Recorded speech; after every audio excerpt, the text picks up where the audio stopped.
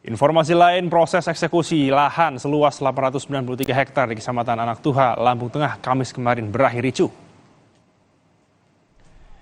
Kericuhan dalam proses eksekusi lahan sengketa di Lampung Tengah melibatkan warga dan polisi. Saat penanganan peristiwa ini tampak dalam rekaman video seorang polisi melakukan tindak kekerasan terhadap seorang warga yang ditangkap. 7 orang yang diduga melakukan perlawanan dengan membawa senjata tajam saat proses pengosongan lahan diamankan polisi.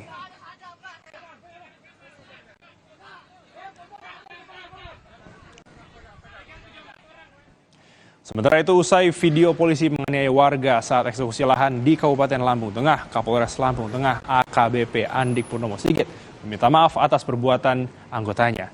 Bribka Z saat ini telah diperiksa oleh Bidang Profesi dan Pengamanan Propam Polda Lampung dan akan disanksi jika terbukti bersalah.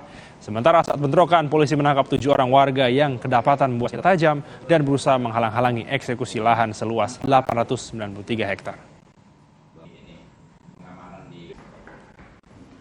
Saya sebagai Kapolres Lampung Tengah, mohon maaf yang sebesar-besarnya atas perlakuan dan perilaku anggota saya. Dan anggota saya tersebut sudah kita amankan berinisial Z dan sekarang sedang menjalani pemeriksaan di Propam Polda Lampung.